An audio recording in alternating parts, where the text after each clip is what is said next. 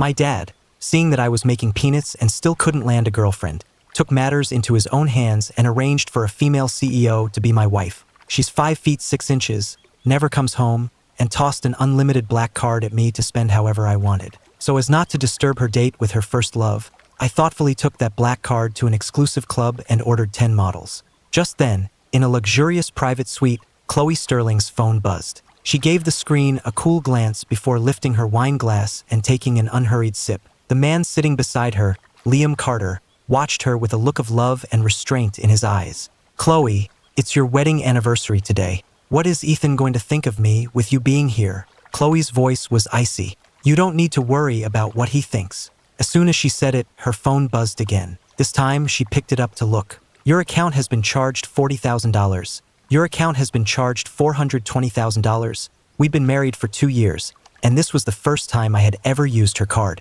Chloe's finger traced the screen for a moment, a cold smirk playing on her lips. Liam pursed his lips. "Chloe, maybe you should go home." Before Chloe could answer, another notification popped up. "Your account has been charged $54,000. For the first time in my life, I felt the pure joy of spending without looking at a price tag, of being treated like a king. 20-plus years of suppressed consumer desire erupted uncontrollably, causing Chloe's phone to buzz every few minutes. She didn't look at it again. By the time dinner was over, it had gone off 7 or 8 times. She only glanced at the notifications after settling the bill. Just as she was about to put her phone away, a call came in from her best friend.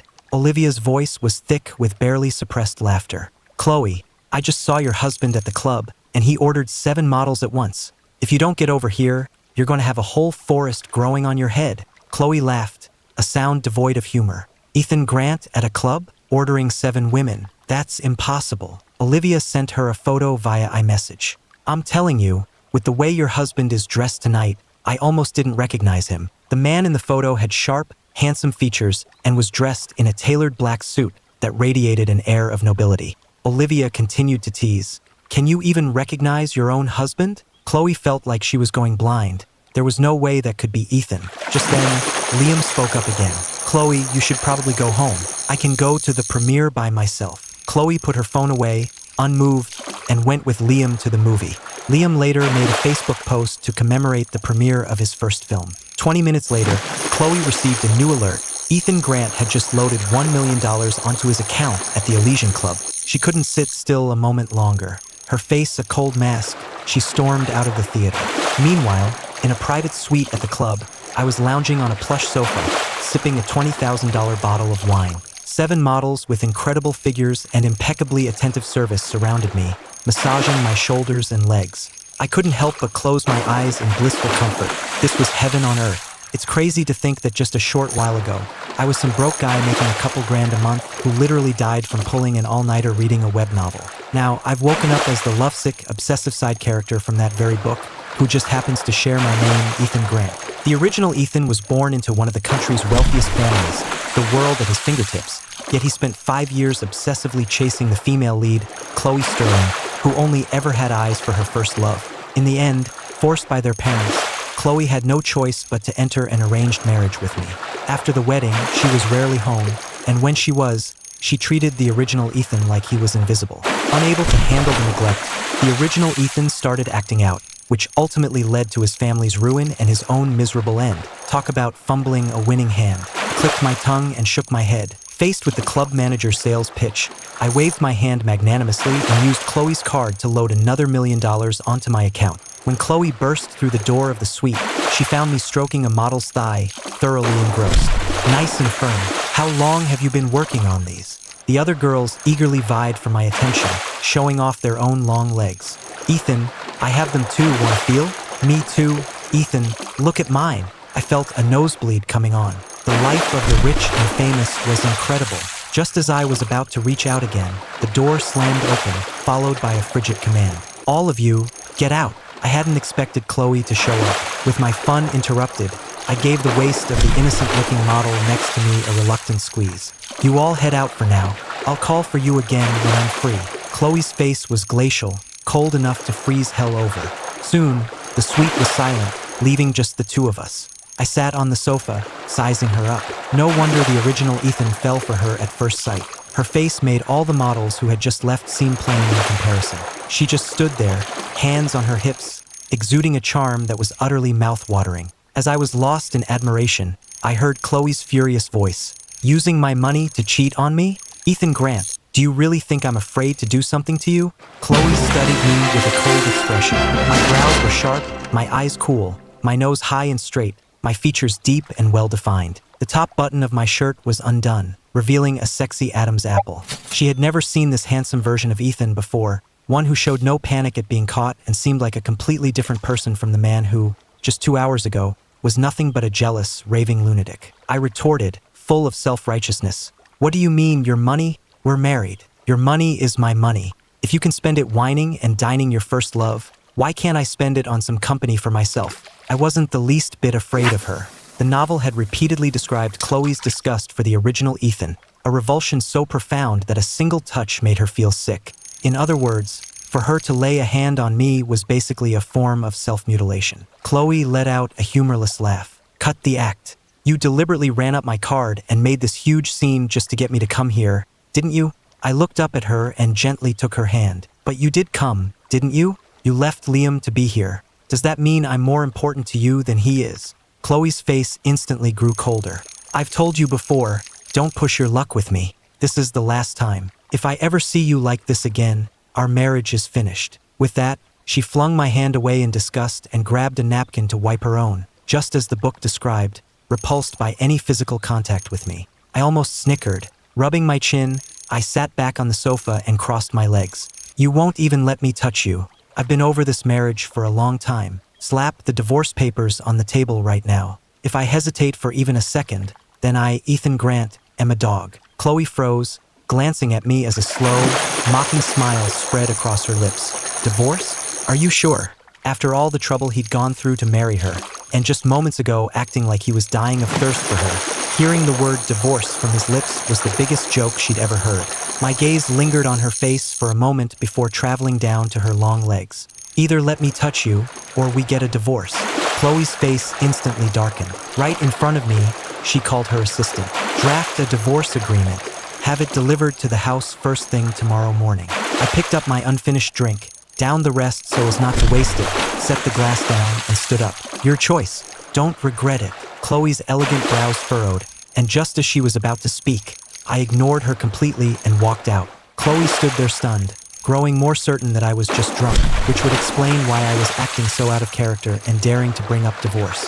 When I got back to the house, I went straight upstairs to my room. Chloe watched the back of Ethan Grant, who hadn't given her a second glance, and only snapped out of it after I disappeared from view. She sat down on the sofa, the image of the man who wanted to divorce her flashing in her mind, and she let out a cold laugh. She couldn't wait to see the look on my face when she slammed the divorce papers down in front of me tomorrow. At that thought, Chloe got up and headed upstairs. She paused at my door when she heard my voice from inside, singing loudly. "Oh, what a beautiful morning. Everything's going my way. Oh, what a beautiful day. I've got a wonderful feeling." Chloe listened to my drunken, caterwauling singing and stopped, intending to shut me up, only to find the door was locked from the inside. The man who usually schemed to get into her bed the moment she came home had actually locked his door against her. My singing continued to pour from the room. "I believe I can fly. I believe I can touch the sky." Seeing that my drunken fit was in full swing, Chloe finally turned and walked away. The room I was in was the master suite. Because Chloe refused to share a bed with the original Ethan, she had moved into a guest room, leaving this massive space all to him. I looked around at the huge, luxurious room, the closet overflowing with designer clothes and priceless watches, and continued to sing happily.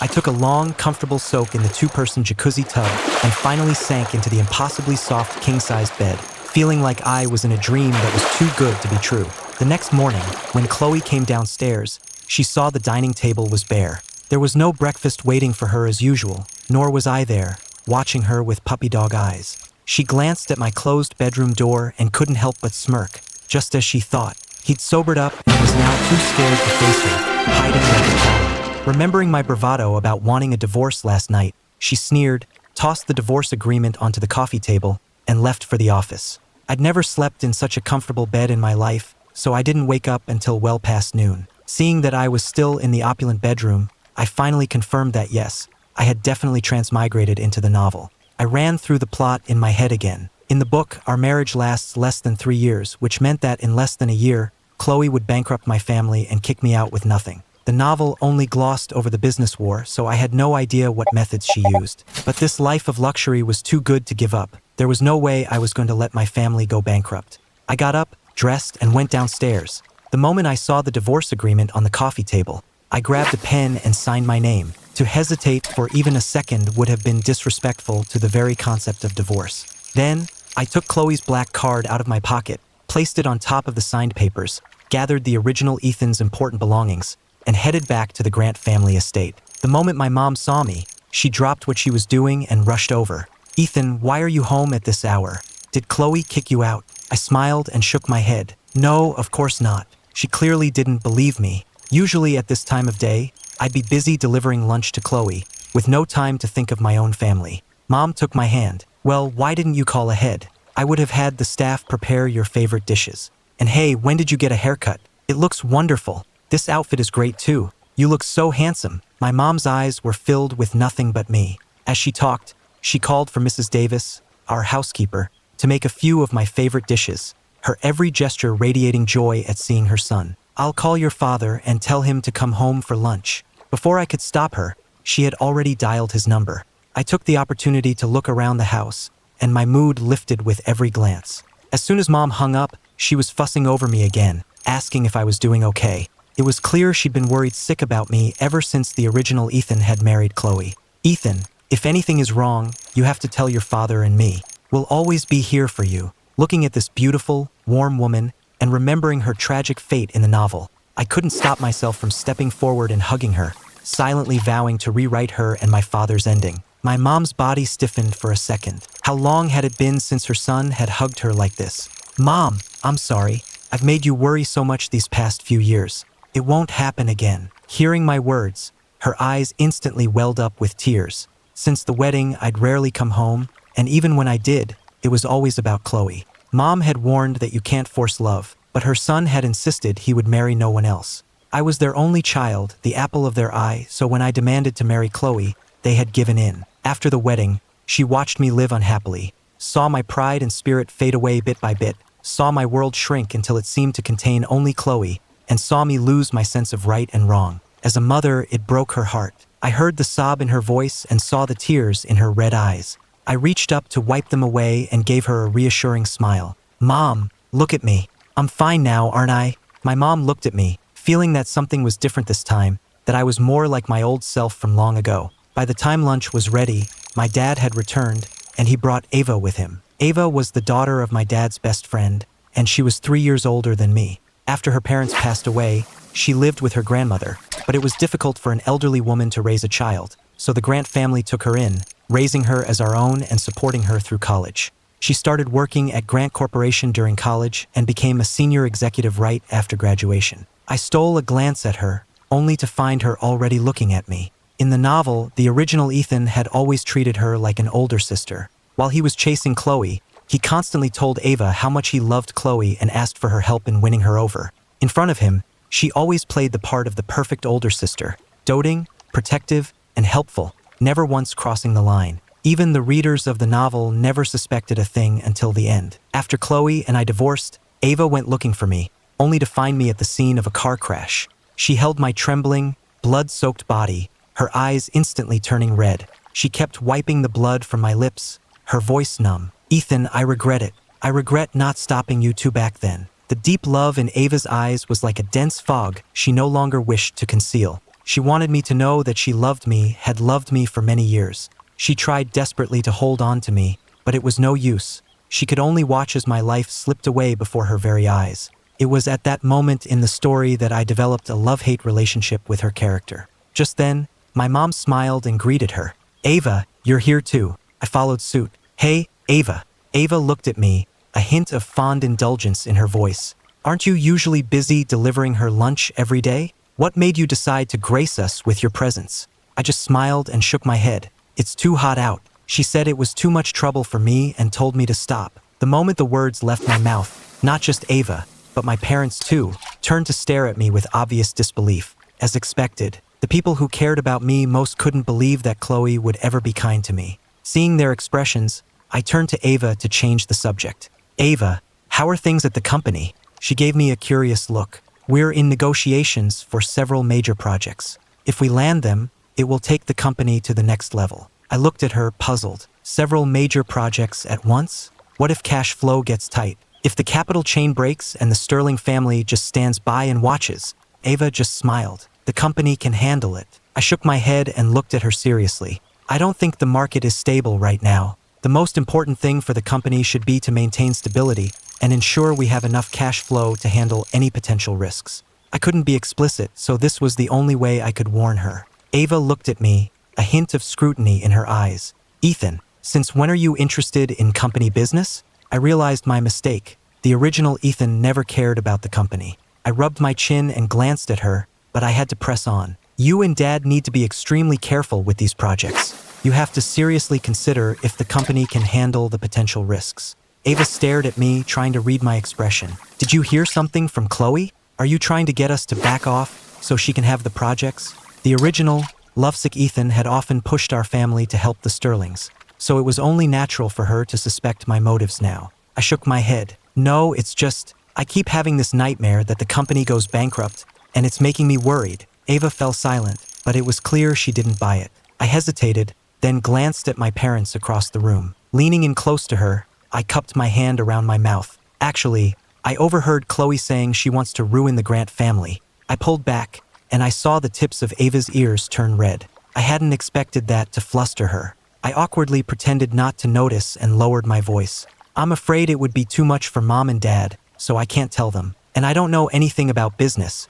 so I can only count on you. Ava leaned back against the sofa, nonchalantly fiddling with her ear as she watched me. And what about you, Ethan? What are your plans? Before I could answer, my mom came over to call us for lunch. Looking at the feast spread across the table, my mood soared. My mom served me a piece of fish. Eat up, you've gotten so thin. I looked at all the amazing food and swallowed hard. It's because I haven't had a home-cooked meal in so long. A few days at home and I'm sure I'll fatten right up. Hearing this, my mom kept piling food onto my plate. If you want home-cooked meals, I'll have them delivered to you every day. I waved my hand. No need, Mom. I'm going to be living at home from now on. For a moment, everyone at the table, my parents and Ava, stopped and stared at me. I put down my chopsticks and looked at them seriously. Mom, Dad, Ava, I'm going to divorce Chloe. I used to think that if I just tried hard enough, I could make her love me. But I realize now you can't force love. I don't want to love her anymore. I just want to come home and be with you all.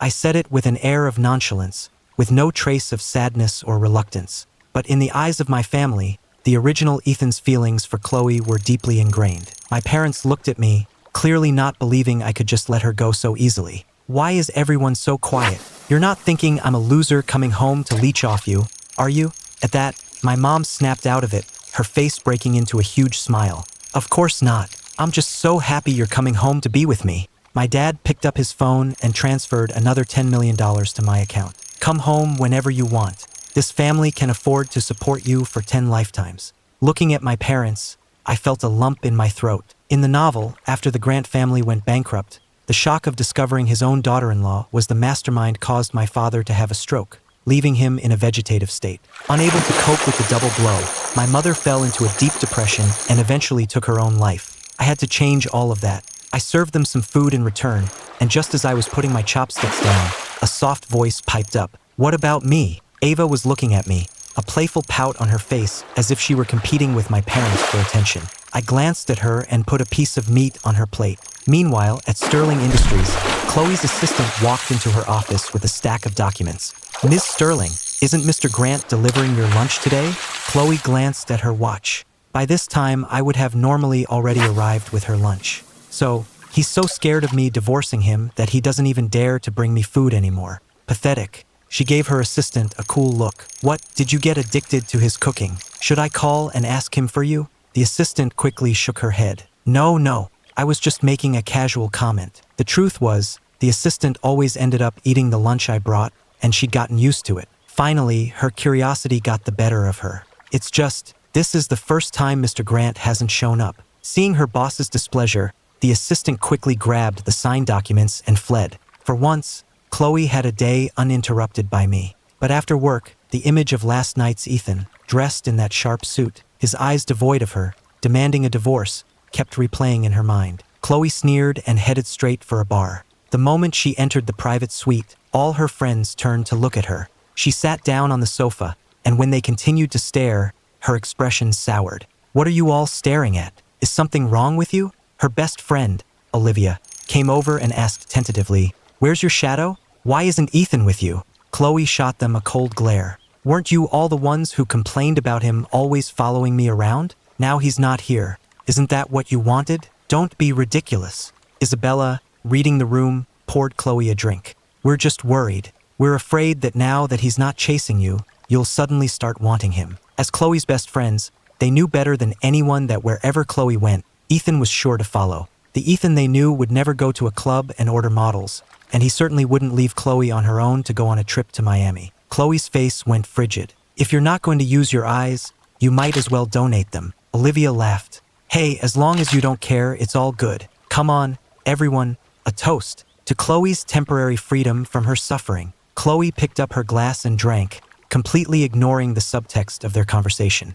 After a few more drinks, Isabella held up her phone. "Chloe, I know Ethan forcing you into this marriage was a huge blow to your pride, but with his looks and family money, he's more than a match for you.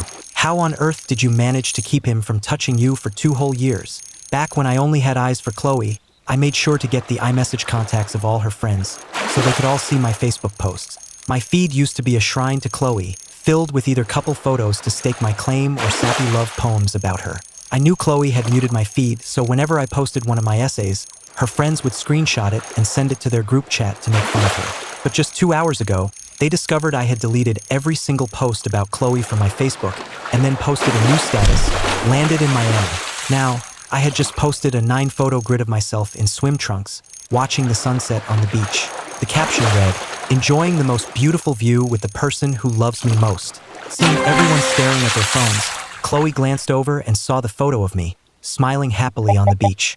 Sophia stared at her phone. "It feels like Ethan has changed so much." All of a sudden, Olivia nodded in agreement. "He actually looks kind of handsome like this." Isabella smiled. "I guess this is what a man looks like when he's finally over someone." With a crash, Chloe slammed her wine glass onto the floor, her beautiful face turning to ice. Chloe glared at them. "Is there something wrong with you all? We came out for drinks, and every single one of you is glued to your phone, talking about Ethan Grant." With that, she stormed out, slamming the door behind her. Olivia looked bewildered. "I thought she didn't care. Why is she so furious?" Sophia chuckled. "You don't think she's actually starting to fall for him, do you?" Isabella narrowed her eyes. "I don't know if she is, but I'm starting to." Olivia and Sophia both stared at her. "You've got to be kidding." Back in her car, Chloe took out her phone, opened iMessage, and pulled up my Facebook profile. Only then did she see that I had gone on a trip to Miami. In the photos, my eyes were crinkled with laughter, practically glowing. Whether it was a profile shot with my head tilted back or a direct look at the camera, every pose radiated pure joy. It was like my eyes held all the beauty in the world. Was this Ethan Grant? The same spoiled rich kid whose eyes used to hold nothing but either adoration for her or rage at others. The man who loved to throw irrational tantrums? A person couldn't change that drastically overnight. Chloe refused to believe the man in the photos was the real me. Others might be fooled, but she knew better. This was just Ethan's way of avoiding the divorce conversation. Posting pictures of himself on Facebook was just another pathetic attempt to get her attention. And yet, even knowing my supposed motive, she found herself captivated by these uncharacteristically cheerful photos. Meanwhile, I was enjoying the first real vacation of my life. Miami had always been the #1 place I'd wanted to visit back in my old life. The cool breeze, the seafood feast, enjoying the view of the ocean at night while I ate, it all gave me one single feeling. Life is beautiful. In my past life, I was always broke. I never had the chance to experience anything like this, and there was nothing in my life worth remembering. But now, I felt like there were so many things worth capturing. The food, the scenery, the love of my family. The next morning, I mentioned I wanted to try scuba diving, so my mom hired a beautiful private instructor for me. She took me out, and I spent the day weaving through coral reefs and swimming with schools of fish, feeling completely relaxed and happy. Back in the CEO's office at Sterling Industries, Chloe took a call from her mother amidst her busy schedule. "Honey, why is Ethan on a trip with another woman? Did you two have a fight?" Chloe frowned. No, Might just her have to mother's switch up the tone bait. was stern. If you didn't fight, would he be getting that close to another woman and deliberately posting it on Facebook? Chloe pulled up my profile and saw the video I had shared just a few minutes Alright, bro. earlier with the Let's caption, see, "First we're time scuba switching up diving. bait. Words can't describe how happy I am." In the video, a woman was with me, sometimes grabbing my arm, sometimes steadying me, her Going with actions a looking worm quite intimate. out You by the couldn't see boat. her face clearly through the diving gear, Gonna but you reel could it in tell a she little had an bit. amazing body. In the comments, mutual friends Gonna let from it sit college now. were already chiming in. "Get a room. I did not need to see this today. You two look so good together." But low I'm not key, saying I'm alright, jealous, I'll make you but a deal though. Olivia, who was If you do also the in other our way, graduating class, right, and saw the renew your post stuff, and realized feel me? everyone was mistaking the woman for Chloe. She tagged Chloe in their group chat. Sophia chuckled. Even if you Tomorrow, file for divorce,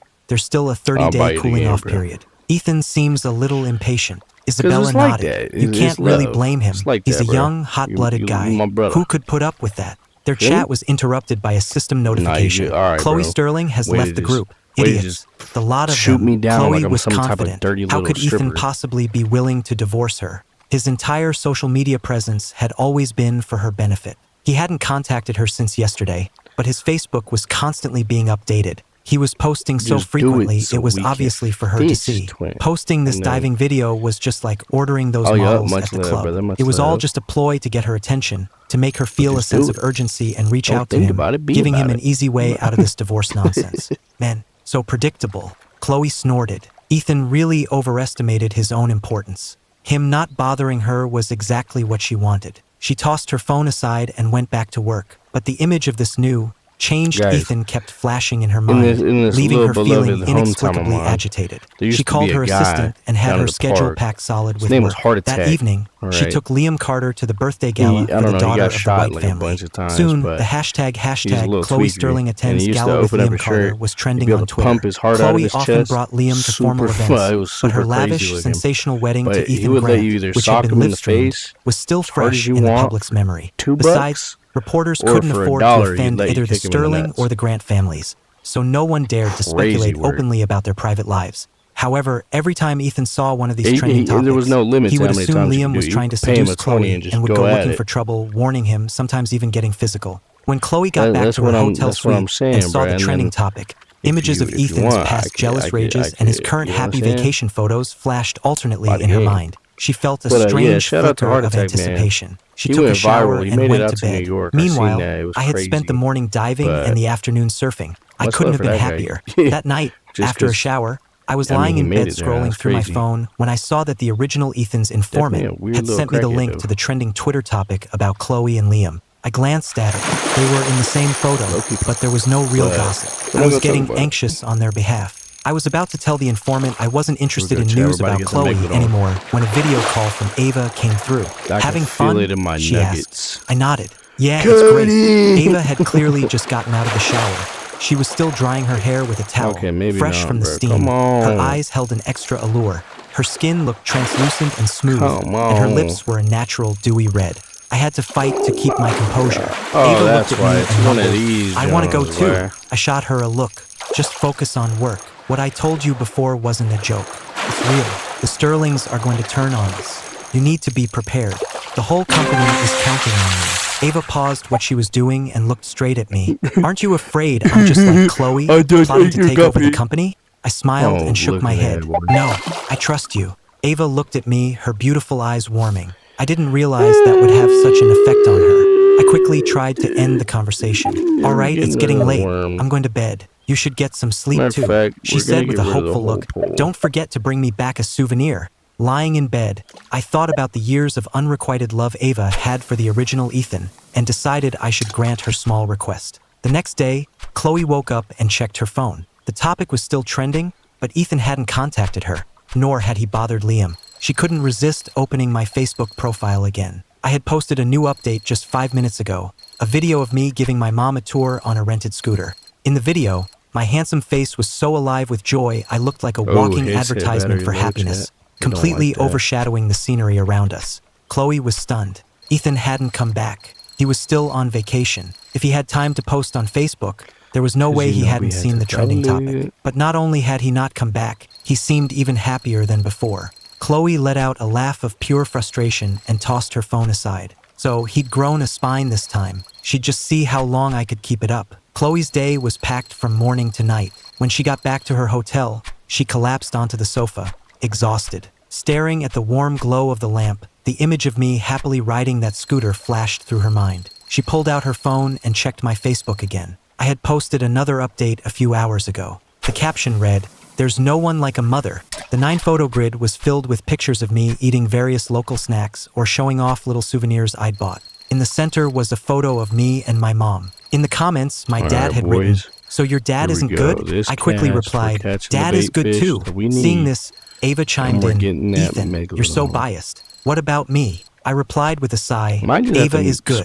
the best in the world." Meanwhile, Chloe had been feeling a strange tightness in her chest for the past few days. It had been 3 days.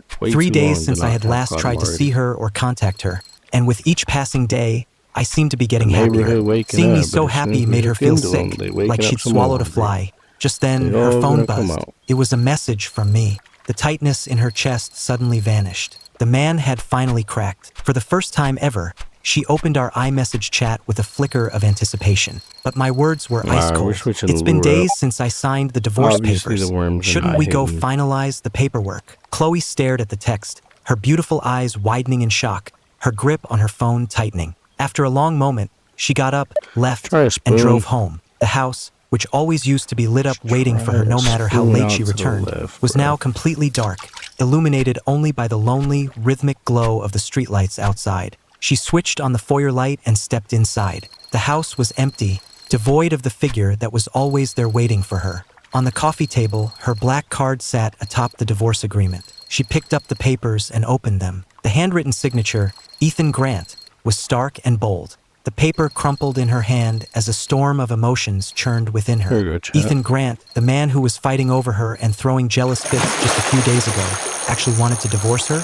How was that possible? Chloe let out a cold, disbelieving laugh. Meanwhile, back at the Grant estate, my mom was unpacking bags of souvenirs from her trip and handing them out to the household staff. Ethan said these were all delicious, so he brought some back for you all to try. The staff accepted the gifts with happy thanks, and a warm, joyful atmosphere filled the house. My dad was having his after-dinner tea, and Ava was on a work call. The house was large, but it felt warm and full of life, not empty at all. I held my phone, noticing Chloe still hadn't replied, and made a mental note to call her in a bit. Ava sat down next to me. "Where's my souvenir?" I looked up and met her clear eyes, which held a flicker of hopeful expectation. Seeing her through the lens of her long-held affection, it was hard not to feel a sense of partiality towards her. I got up, opened my suitcase, and took out 2 small night lights. One was crafted from a beautiful murex shell. "Which one do you want?" Ava looked at them both. "Who's the other one for?" I didn't call out her little game. "It's for me." Ava broke into a radiant smile, picking up the shell night light and examining it closely. My mom, having finished handing out the other gifts, saw the light in her hand and commented, "Oh, Ethan made that one himself." At that, Ava's head snapped up, and she looked right at me, the delighted surprise in her eyes impossible to conceal. "You made this?" The original Ethan had only ever made handmade gifts for Chloe. After years of secret adoration, this was the first time she had ever received something handmade from me. I could only imagine her joy. I put on a stern face and glanced at her. "What, you don't like it? If you don't like it, give it back." Ava immediately shook her head. "No, I love it." She just kept looking at me, and I could feel the deep, restrained affection in her gaze, a look so alluring I could barely handle it. I stood up, phone in hand. "I'm tired. I'm going to my room to rest." Back in my room, I opened my phone and saw Chloe had finally replied. "City Hall, 9 a.m. tomorrow." In the novel, Chloe bankrupted the Grant family before forcing me into a divorce where I got nothing. If we divorced now, ahead of schedule, did that mean I could change my family's fate? My mood soared.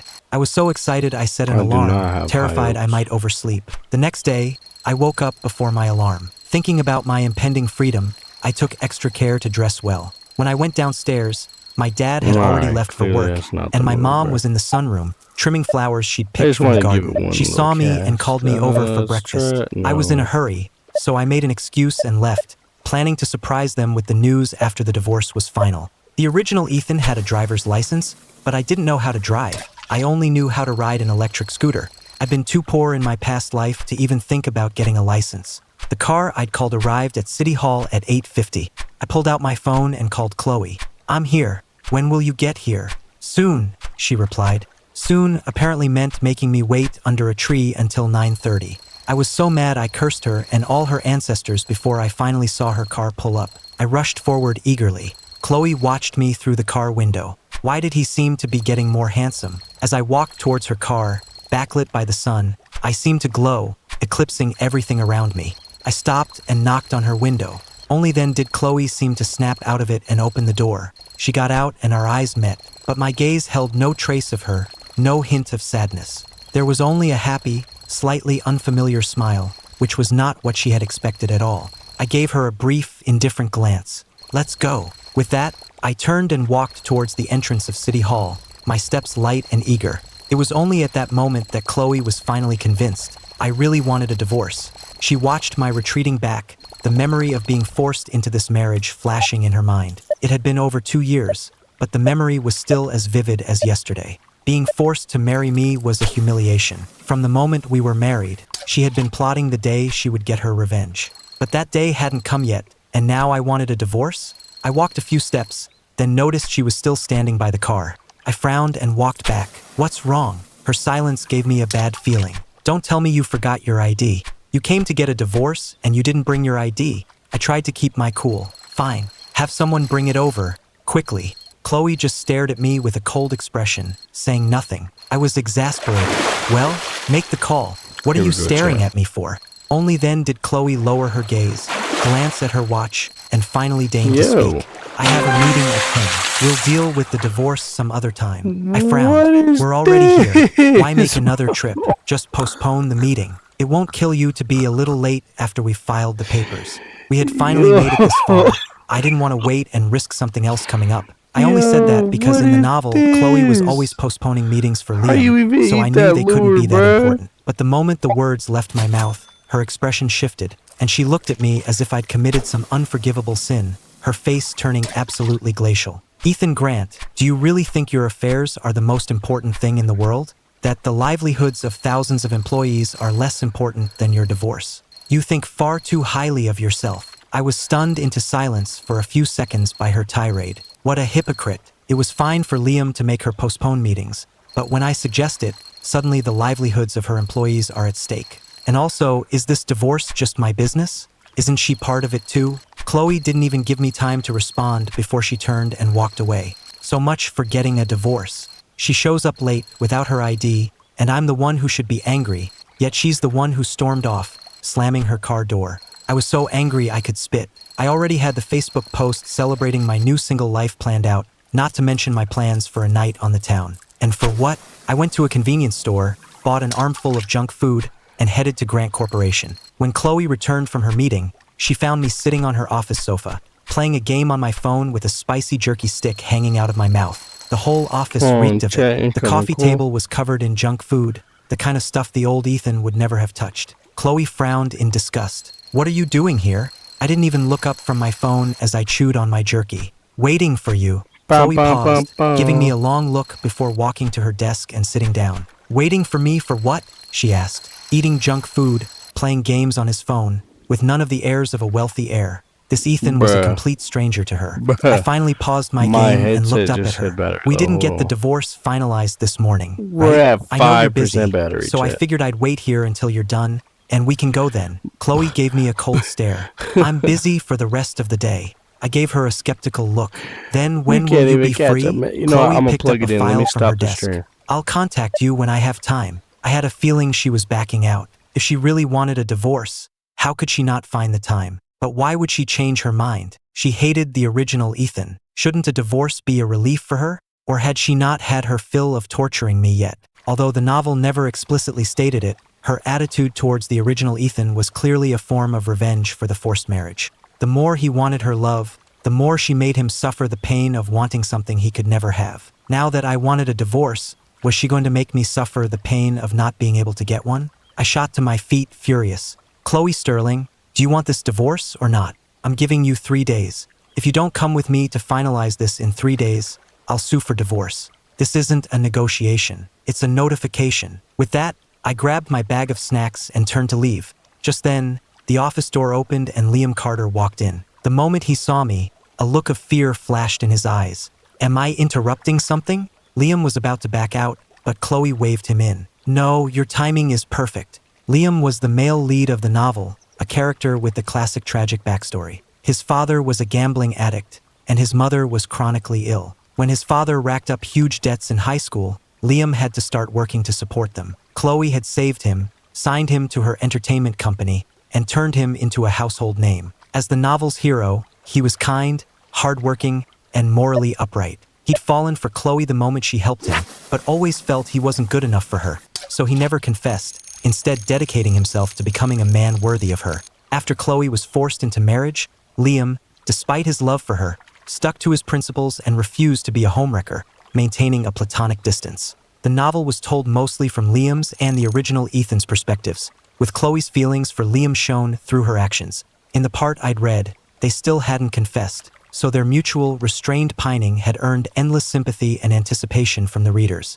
Meanwhile, everyone was constantly begging for the villain, the original Ethan, to be written out of the story. I was already on my way out. I glanced from Chloe to Liam, then beat a hasty retreat with a genuine smile on my face. You two take your time. I won't disturb you. As I passed Liam, I could feel him flinch away from me. I couldn't blame him for being scared. The original Ethan had always seen him as the man trying to destroy his marriage and had made a point of harassing him at every opportunity, even trying to have him beaten up a few times. Now, trying to clean up my image, I walked out of the office and even thoughtfully closed the door behind me. Liam watched me go, completely bewildered, then looked back at Chloe. He saw her staring at the closed door, her expression colder than he'd ever seen it. As Liam approached with a bag of souvenirs he'd brought for her, he saw that the fountain pen in Chloe's hand had scribbled a mess all over the document in front of her. She looked up from the paper, her gaze clearing as she asked, "What brings you here?"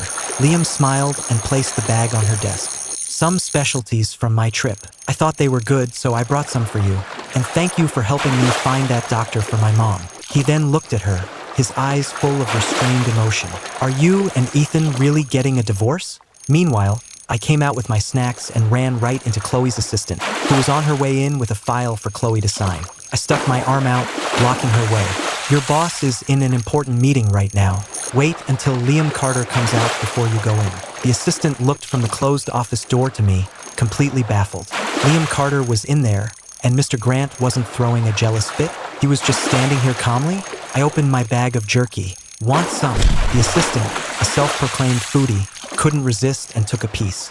"Thank you, Mr. Grant." I chuckled. From now on, try to be a little more perceptive. When Liam Carter comes to see Chloe, don't go in and disturb them. The assistant just nodded, not saying a word. I left her with that and walked away. Helping them get together was helping myself. The sooner they couldn't resist their feelings for each other, the sooner Chloe would finalize the divorce with me. After all, suing for divorce required proof that the marriage had irretrievably broken down, which sounded like a huge hassle. The assistant waited until Liam left before going in with her file. As Chloe signed, the assistant couldn't help but gossip. "You'll never guess what Mr. Grant just told me." Chloe glanced up at her. The assistant continued. "He said I could only come in after Liam left. He also said that from now on, whenever Liam comes to see you, I shouldn't disturb you." Chloe threw a file at her. "Does he pay your salary?" The assistant caught the file. "Don't you think Mr. Grant has changed? It's like he's not jealous anymore. It's almost like he's trying to set you up with Liam." A chilling smile touched Chloe's lips.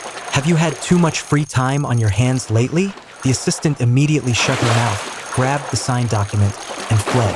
Chloe slammed her pen down on the desk, the smile on her lips slowly fading into a cold line, her eyes narrowing. I left Chloe's office building and saw it was almost noon, so I hailed a cab and went home. After lunch with my mom, I looked up a nearby driving school and called to ask about lessons. After all, with a garage full of sports cars that I could only look at, the inability to drive was pure torture. The original Ethan had a license, so I just needed to learn the actual skill of driving. The driving school had a private training course, which was perfect. I made an appointment and took a car over. True to the principle that money can make anything happen, the school's owner assigned me a private instructor, a beautiful woman with the patience of a saint. I have to say, you get what you pay for. I felt hopelessly clumsy behind the wheel, but the instructor, Sarah, never once lost her cool. She spent the entire afternoon encouraging and reassuring me, providing top-tier emotional support. I spent the whole afternoon at it and finally, just barely, got the hang of it. To thank my instructor, I invited her out to dinner. Meanwhile, just as Chloe was leaving her office, she got a message from Olivia. "Chloe, we were out of line last time. We weren't thinking about your feelings. Let us treat you to dinner tonight to make it up to you." 20 minutes later, Chloe walked into the restaurant Olivia had booked and immediately spotted a familiar figure. It was me, and I was laughing happily. Chloe approached quietly, just in time to hear me openly complimenting the woman across from me. "Sarah, a woman with your looks and figure. Why are you wasting your talents as a driving school instructor?" Sarah smiled and explained she wasn't actually an instructor. She was the owner's daughter, roped into teaching me because they were short-staffed. Couldn't help but laugh at that. As I was laughing, I felt a chilling gaze on me. I looked up and saw Chloe standing nearby, her face an icy mask. Before I could even speak, Chloe grabbed my arm and dragged me out of the restaurant. "Ethan Grant, we aren't even divorced yet, and you're already out cavorting with other women?" I looked at her, so close I could see the fury in her eyes. Such a beautiful face, wasted on such a volatile temper. I rubbed my wrist. What other women? I was having a perfectly normal dinner. "Stop making things up." Chloe glared at me. "A normal dinner? Do you take me for a fool?" I didn't want to look at her, so I tilted my head back and looked at the sky. "If you think you're a fool, there's nothing I can do about it." Chloe let out a sharp, angry laugh. "Ethan Grant, do you think this is 2 years ago? That I have to put up with whatever you do? From now on, I'm the one in charge here." Seeing her touch me, which I knew was like torture for her, I decided to press my advantage. I smiled, stepped closer, and boldly wrapped an arm around her slender waist. "So tell me, what exactly do you have in mind?" Chloe swallowed hard, her expression turning grim as she grabbed my wrist. I knew she despised the original Ethan's touch, so every time I made contact, her disgust grew. Seeing her face darken, I raised my other hand and took hers, continuing my campaign to repulse her. "How about we get a room?" Her summer dress was thin, and as my hand brushed against her leg, it sent a jolt through her, like an itch she couldn't scratch. Chloe's face flushed as she stared at me. The old Ethan would never have been so audacious, so alluring. My eyes held no love for her, yet my actions screamed that I craved her body, treating her as if she were some common escort. Chloe swallowed again, her face growing even colder. Since she still hadn't shoved me away in disgust, I leaned in as if to kiss her. That finally did it. She pushed me away forcefully and pulled out a handkerchief to wipe her hands. "Ethan Grant, get rid of your delusions. You will never get what you want from me." And then it hit me. Of course, the only reason she wouldn't grant me a divorce was because I was the one who wanted it. I rubbed my wrist and sneered. "Ever consider the possibility that what I can't get from you, I can get from other women?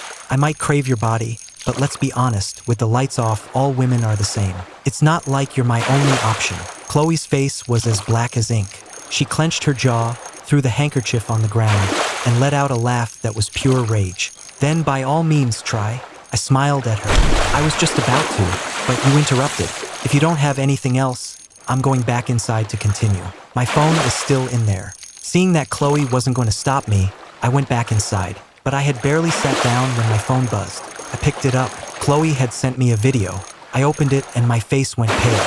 The video contained evidence of the original Ethan hiring people to kidnap Liam, footage of me shoving someone into the street during a fight, causing an accident, and another clip of me hiring thugs to beat Liam up. This was enough evidence to land me in prison for years. She hadn't used it before because she was wary of the Grant family's power. The fact that she was using it now meant she was no longer afraid. I'd only had a few days of this good life. I didn't come to this world just to end up in jail. Another message from Chloe came through. "You have 2 minutes. Get up here." She was blackmailing me. As much as I hated it, I hated the idea of prison even more. Sarah, seeing my pale face, poured me a glass of water. "What's wrong?" I waved my hand dismissively. "Sorry, something's come up. I have to go. You take your time." With that, I quickly paid the bill and headed upstairs to Chloe's private suite. In the suite, Olivia had arrived just in time to see the confrontation between Chloe and me in front of the restaurant. She'd snapped a photo and was now sharing it with her friends. From her angle, it looked like Chloe was passionately and dominantly making a move on me. Then they had all crowded by the window and watched me walk away without a backward glance, which only confirmed their theory that Chloe had forced herself on me. Olivia said with a surprised tone, "Okay, new rule for tonight. Nobody mentions Ethan Grant." When Chloe walked into the suite, Olivia immediately greeted her, and everyone started chatting and laughing, pointedly avoiding any mention of me. So when I pushed the door open and walked in, All three of her friends froze in surprise. Olivia, ever the quick thinker, immediately stood up, clearing the seat next to Chloe for me and setting out a new set of silverware. "Ethan, you're here." I smiled and waved a greeting to them, then shot a look at Chloe and walked over to the empty seat. The three friends looked from me to Chloe, then proceeded to ignore me as usual. I gritted my teeth, jabbed my chopsticks through the plastic wrap on my bowl, leaned closer to Chloe, and whispered, "What is the meaning of this?" Chloe smirked. "Just wanted you to be a little more obedient." My fists clenched. Didn't this woman have any hobbies other than tormenting me? I forced a smile and picked up a piece of food for her with my chopsticks. "Of course, my dearest wife, your wish is my command. If you tell me to warm your bed, I won't stop at just warming the room." Chloe shot me a look and set down her empty wine glass.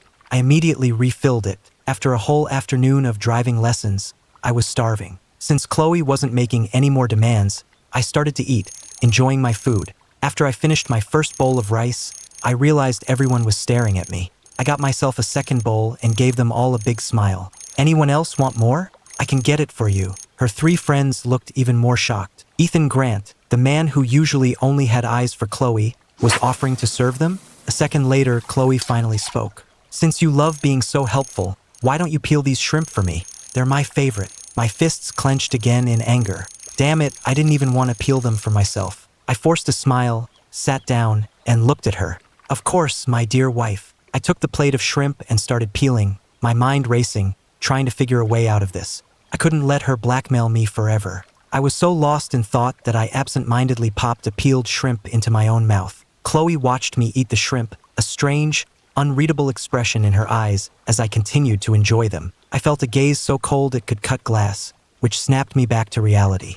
I quickly took the next shrimp I had peeled and stuffed it into her mouth. "I tested it for you," I said. "It's safe, not poisoned." Having been force-fed, Chloe began to chew instinctively, and the icy look in her eyes softened slightly. The old Chloe would have been disgusted if I had even put food on her plate, but now, after I fed her directly, she not only ate it but seemed to be enjoying it. Immediately, her friends started to hoot. "Could you two please consider the single people in the room before you get all lovey-dovey?" I was fuming internally and couldn't stand their teasing. Isabella swirled the wine in her glass, looking at me. "Ethan, Chloe is so hard to please. Have you ever considered finding someone else to dote on?" I popped another peeled shrimp into Chloe's mouth, putting on an adoring expression as if she were the only person in the world. My voice turned syrupy sweet. "She might be a little hard to please, but she's so beautiful. I just love how gorgeous and cool she is, and that amazing body." Chloe watched me spout these lies, a pleasant smile on her face,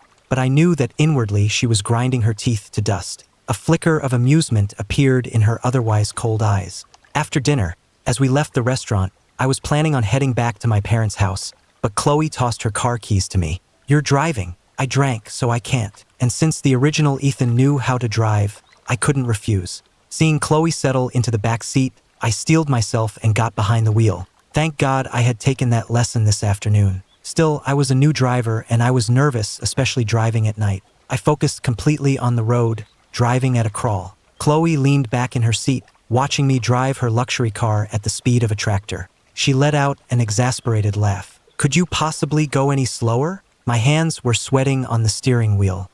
My entire focus was on driving. I couldn't afford any distractions. "Don't talk to me," I snapped. Chloe's face instantly darkened. "Ethan Grant, are you forgetting your place?" The next second, the car shot forward like an arrow. I watched the speedometer climb, my mind going completely blank for a second. Chloe saw the sudden, reckless speed. There was a car right in front of us, and I wasn't slowing down. It was like I was trying to kill us both. Her face went taut with fear, and she screamed, "Ethan, are you crazy? Hit the brakes."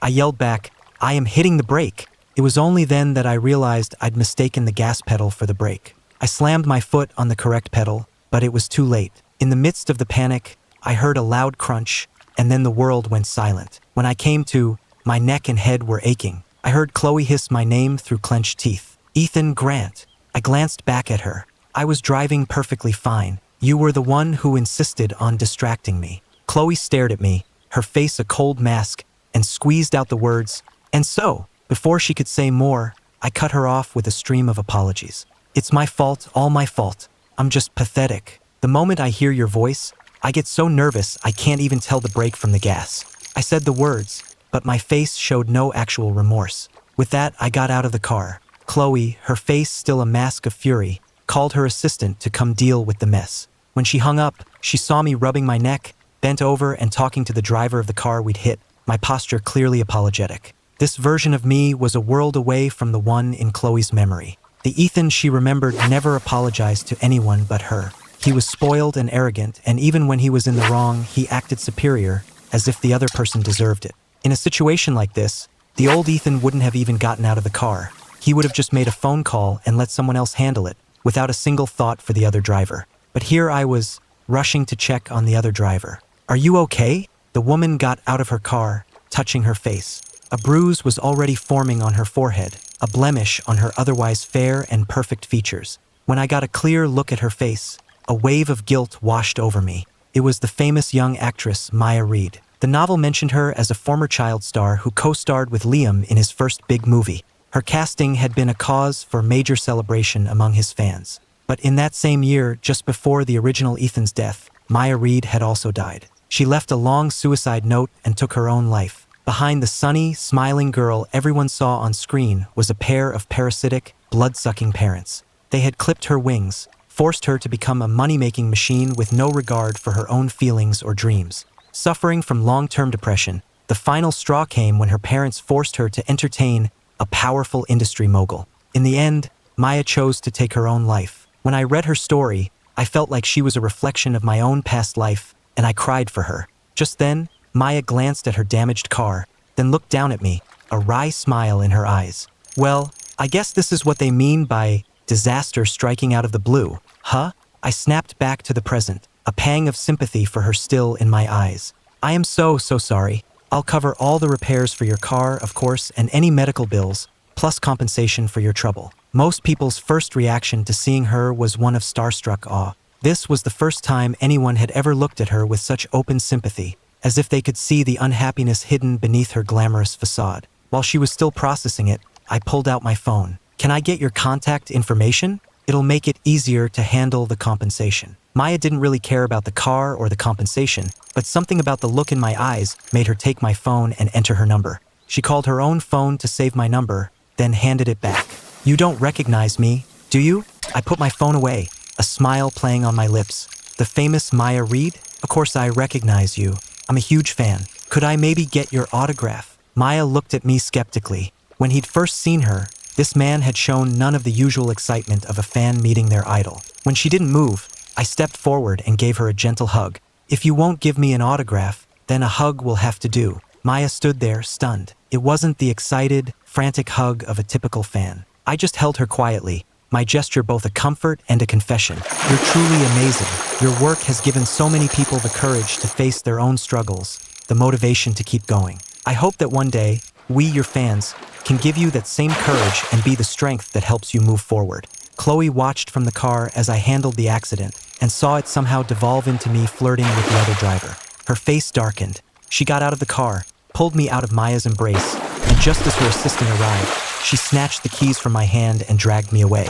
Maya stood there, watching me go, my words still echoing in her mind. I turned and gave her a final wave, my smile as bright as a spring morning, a perfect, beautiful moment frozen in time under the warm streetlights. Chloe's face was thunderous, her voice dripping with ice. "Ethan Grant, cheating on me right in front of my face. You're getting bolder and bolder." I leaned in close to her. "Chloe, my fate is in your hands now. If you don't want me touching other women, then even if I wanted to, I wouldn't have the nerve. Right now, my only thought is how to make you happy. So, how about tonight?" I made a show of leaning in even closer, and as expected, Chloe recoiled in disgust. She coldly opened the car door and shoved me inside. A few minutes down the road, I got a call from my mom. "Ethan, it's so late. Why aren't you home yet?" I didn't want them to worry, but now that the divorce was on hold and Chloe was blackmailing me, I knew I couldn't stay at their house every night. I had no choice but to lie. "I'm not coming home tonight." Chloe apologized to me,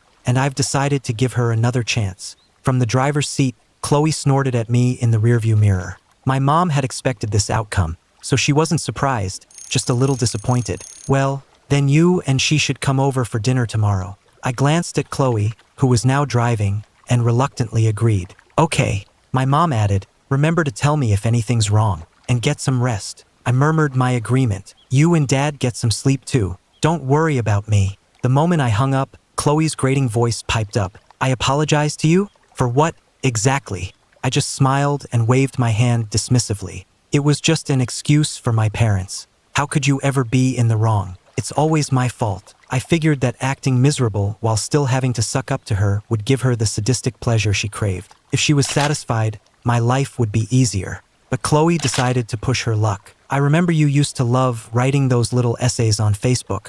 Since you know you were wrong, you can write one tonight. At least 3,000 words. The original Ethan used to write them every day, and Chloe had muted his feed so she wouldn't see them. Now that I didn't love her and had deleted all those old posts, she was forcing me to write them again. I had no choice but to smile and agree. I'll get right on it when we get home. The moment we got home, I went straight to my room and sent a message to Ava. Ava, what are the odds we could take down Sterling Industries? Or how much would it cost to acquire them? Sterling Industries had become a local powerhouse in just a few years. There had to be some skeletons in their closet. I refused to believe that I, a transmigrator with knowledge of the future, couldn't beat her at her own game. In the novel, Chloe destroyed Grant Corporation. So I would destroy Sterling Industries. I might not know much about business, but I could give the Grant family a head start on all the next big money-making trends. Ava video called me, a slight smile on her face. You hate her that much now? A second later, realizing I wasn't at the Grant estate, she frowned. You're back at the house you bought for her? I didn't hide anything. I told her about Chloe blackmailing me with the videos. What videos? Send them to me. I sent them over and then added nonchalantly, you all didn't know about any of this, did you?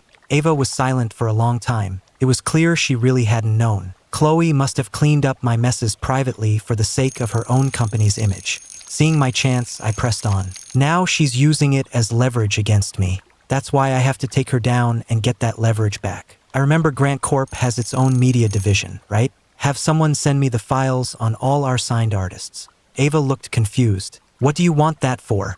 I just smiled. I've thought of a great new money-making project. It's too much to explain over the phone. I'll tell you the details tomorrow. As a wage slave who wrote on the side, I had been looking into the short-form drama industry right before I died. Several series, made for just a few $100,000, were pulling in millions a day in viewer payments. They were quick to produce, too. You could film several in a single month. The only real requirements were a handsome male lead and a beautiful female lead. The acting was usually mediocre and the plots were mindless wish fulfillment, but people loved them. In the age of viral short-form video, these dramas were a gold mine. In this novel's world, TikTok was just taking off, but the short-form drama trend hadn't started yet. The entertainment industry was still focused on traditional film and TV, with no concept of the rebirth or transmigration power fantasy genres. If I produced all the hit short dramas I'd seen from my old world, no one would be able to catch up. After the call, I took a shower. By the time I was done, the email with the artist files had arrived. I opened it on my laptop and saw that the company had recently signed a batch of new talent. I decided I'd make time to go to the agency and check them out in person. But first, I had to turn those hit shows into scripts. Determined to free myself from Chloe's blackmail as soon as possible, But besides that point, I was deep in the zone when a message from Chloe popped up. What's wrong? Is 3,000 words too difficult? Should I make it 5,000? I glanced at the clock. It was 11 p.m. This woman didn't sleep, and she was still thinking about my stupid essay. She was unbelievable. Determined to make her regret it, I quickly typed up a new Facebook post, setting the privacy to only Chloe. I think I'm growing more and more ravenous for your body. Otherwise, why would I be up at this hour, imagining your cool lips, wondering if they're as sweet as I dream, and that body you keep so carefully covered up all day? I wonder if it's as perfect as I imagine. Chloe couldn't believe I could be so shameless, so openly writing about my lustful fantasies of her. Her face flushed red, then pale, then red again. But she quickly realized something was off. Normally, the moment I posted, my sycophantic former classmates would rush to like and comment. It was prime time for social media scrolling, yet a few minutes had passed, and there wasn't a single like or comment. It was obvious I was unhappy and had written it just for her to see. Chloe immediately replied, "Excellent work. Write one every day from now on." Seeing her message, I skipped sleep entirely and threw myself into writing the scripts. I wrote the outlines for 2 different series and then hammered out the first 20 episodes for each. By the time I was done, it was past 5 a.m. I was completely exhausted. I encrypted the files, saved them, and collapsed into bed. When Chloe woke up, But she low saw there was key, no all right, breakfast on the I'll make table you a and deal the though. house was If you silent. do the She other tried the way, handle of my right, bedroom and door renew your and found it stuff, was still you feel me? locked. She knocked. I was dead tired. I pulled the covers over my head, but it was no use. The Tomorrow, knocking was relentless. Finally, I'll I buy was you the jolted game, bro. awake by pure irritation. I stumbled to the door Cause and it's like opened it. that. What It's could love. possibly be It's so like that, bro. important at this hour? You my My hair brother. was a mess, and I couldn't Feel stop me? yawning, giving me a kind of Nah, lazy, you good. All disheveled right, bro. charm. Chloe looked at me Way to coldly. just Where's shoot me breakfast? down That like I'm woke me some up type of dirty completely. little She was stripper. banging on my door for breakfast? I don't run a diner. I stepped forward and wrapped her in a tight hug, my own petty form of revenge.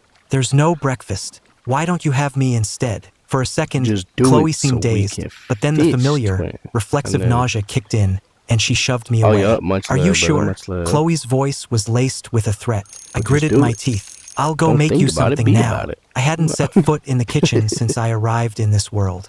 There was hardly any food in the fridge. I finally found a packet of noodles and a few eggs and made a simple bowl. By the time I was done, Chloe was gone. I figured she'd decided against it, so I ate the noodles myself, Guys, planning to go back to bed for a bit. in this Just then, little I got a beloved message from hometown of Chloe. mine, Bring it to there the used to be office a when it's guy ready. down Of in the course, park. this woman His name really was had Heart a talent Attack. for tormenting Alright. people. I gritted my teeth, I don't know, changed he my got shot clothes, like a bunch and of grabbed my times, but laptop. On my way he's a out, little I saw tweaker, the black and he used card to she'd open up left his on the shirt. coffee table He'd was be able still to pump there. his heart I out of picked his it up and chest. slipped it into my Super, pocket. it was I ended super up just crazy buying looking. some takeout But breakfast he and would let dropping you it either off at sock him in the Sterling face Industries. as Chloe hard was as in you a meeting, want, so I just left it on her $2, desk and got out of or there. for From $1, he'd there, let you I kick him drove in to the Grant nuts. Corporation, found Ava, and showed her the Crazy scripts on work. my laptop. I've got 2 scripts here, one transmigration and And one rebirth. there was no limit to Ava, how many take times a you could do look. it. You could pay him Ava a opened 20 the and just files go at it. curiously. After reading just the first few pages, she looked up at That's me, what her I'm face a saying, picture bro. of And then disbelief. I pulled up a if chair you and want, waited until she'd read a bit more you know before what I'm I saying? spoke. I'm planning to produce Buy them the as game. short-form web But dramas. yeah, I shout out to Heart explained the Attack, concept man. to her and He laid went out the viral. He potential made it for out the to New future. York. I seen TikTok that. It is was just starting crazy. to blow up now. But It already has over much 100 love for million that guy. users, and in the Just future, 'cause, Ava watched I mean, he me, made it a there. That's smile playing crazy. on her lips, her eyes shining as I spoke Definitely a weird passionately little about the crackhead, business though. plan. Thinking about the scripts she just read, for a fleeting moment, she wondered if the Ethan in front of her was actually a But we're transmigrator. not gonna If he talk about hadn't it. been replaced by another soul, how could he have changed so Here we drastically? go, Chad. We're I about to saw get the Ava necklet on. staring at me in a daze and reached out to gently pinch her I can soft cheek. feel it in my I had to admit, nuggets. with skin and a face like that, even a saint would be tempted. Ava, what do you think? Ava sat back, Okay, crossing maybe her not, arms. bro. Come Since this on. is your idea, why don't you take the lead on it? I nodded. No Come problem. on. I'll send you the full scripts. You can get them to a director to start prepping. Oh, that's I'll why. head It's over to one the of talent these agency Jones, later to right? cast the leads. Can you give them a heads up for me? Ava looked at me. Do you want me to come with you? I waved her off. No, you've got enough on your plate. I'll let you know if I run into any problems. I was about to leave when I remembered something and turned back. One more thing. I want to sign Maya Reed. Ava leaned back in her chair, Oh, looking at me man. with curiosity. Why the sudden interest in her? I gave a vague explanation. I just think she's a rare talent. She's going to be a huge star. But her mother has always We're been her getting rid of the manager, worm. and it doesn't seem like they're looking to Matter sign of with an fact, agency. we're gonna get rid Have of the legal whole draw up problem. a contract. I'll handle the negotiations with her mother. Ava stared at my confident expression, momentarily stunned. I had just left the office and was on my way to the talent agency when I got a text from Chloe. If lunch today is takeout again, you can expect to see yourself in the headlines.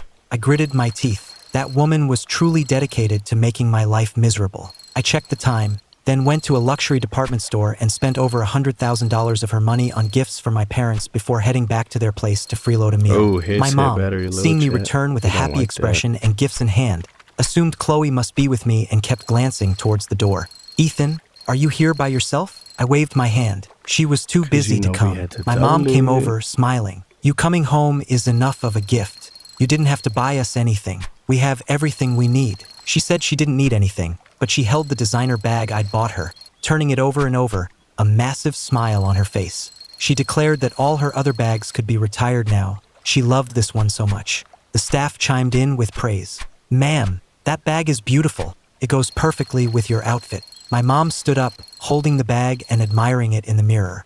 You think so? My son bought it for me. I was surprised to see her so happy. I had assumed that a woman who had everything wouldn't care about one more gift. After lunch, I asked Mrs. Davis to pack up the leftovers for Chloe. When she heard they were for Chloe, her eyes nearly popped out of her head in surprise. Young master, is it really appropriate to give Miss Sterling leftovers? Should I cook something fresh for her? I waved my hand. No, this is fine. Mrs. Davis kept glancing at me as she packed. In the past, whenever I brought food for Chloe, I would meticulously pick out only the best dishes for her. By the time I got to Sterling Industries, it was almost 1 o'clock. I saw Chloe's assistant in the lobby and shoved the thermal container into her hands. This is for your boss. The 5th time Chloe checked the time, her office door opened. She looked up instinctively and saw her assistant walk in, holding the thermal container with a smile. Mr. Grant has started bringing you lunch again. Chloe's face grew a shade colder. Where is he? The assistant gestured vaguely. He already left. The assistant had been eating takeout for days and had actually started to miss my cooking. Seeing that Chloe had no other questions, she picked up the container, ready to take it out and enjoy it herself as usual. Ms. Sterling, if there's nothing else, I'll be on my way. But she was stopped by Chloe's cold voice. Where are you taking that? The assistant looked at her, confused. But you never eat the food Mr. Grant brings. Feeling the dangerous, icy aura emanating from her boss, the assistant immediately shut her mouth, placed the container on the desk, and said, Ms. Sterling, please enjoy your meal. I'll get back to work. Chloe leaned back in her chair, staring at the container, then picked up her phone. I had just gotten back in my car and finished a call with the director of the talent agency when my phone rang. It was Chloe. Get me a coffee from the place on Lexington Avenue and deliver it to me personally. I gritted my teeth. Is your assistant dead? Why do I have to run such a petty errand? Chloe's reply was instant. It would be a waste of her talents. You, on the other hand, are perfectly suited for the job. Well, thank you for letting me know I'm still useful for something. I hung up and went to the talent agency anyway. The director led me into a room of aspiring actors. I scanned the lineup, then walked over to a group of young women. I reached out and touched the cheek of the girl on the far left, then gave her arm a light squeeze. Your arms are a little soft. You'll need to tone up. The girl's face immediately flushed. I turned to the girl next to her, tilting her chin from side to side to examine her jawline, then pinched her waist.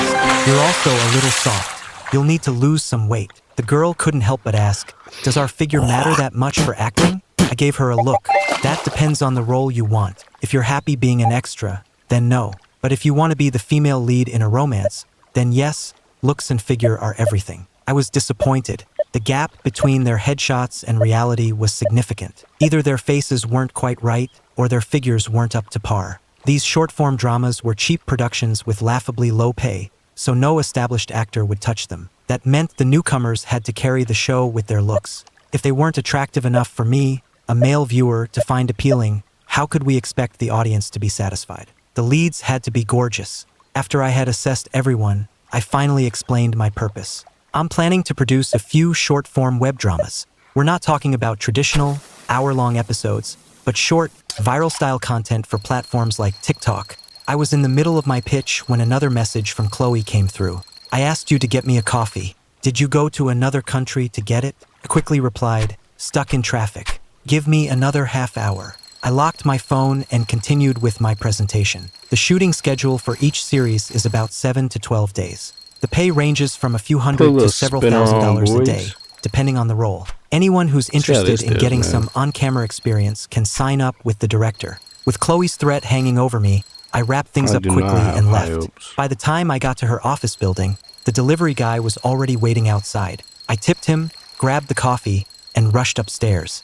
The moment I pushed open her office door, Chloe's icy gaze shot towards me. I ignored it, walked over, and handed her the coffee with an apologetic smile. No. So sorry to have kept you waiting, my dear. My forehead was beaded with sweat, and I was slightly out of breath, as if I'd run all the way up. Chloe glanced at the coffee on her desk. You didn't poison it, did you? The next second, I picked it up and took a sip, my smile still fixed on my face, though it didn't quite reach my eyes. There, satisfied, my dear wife. Chloe's expression grew even colder as she looked from me to the coffee I had just sipped from. I rounded the desk and moved towards her, putting on a fawning expression. Is there anything else I can do for you, my love? Kisses? Hugs? Chloe immediately rolled her chair backward, putting distance between us as she stared at me coldly. I watched her treat me like I was some kind of monster, and before I could even savor the victory, she spoke again. I've invited friends over for dinner tonight. Go home and prepare it.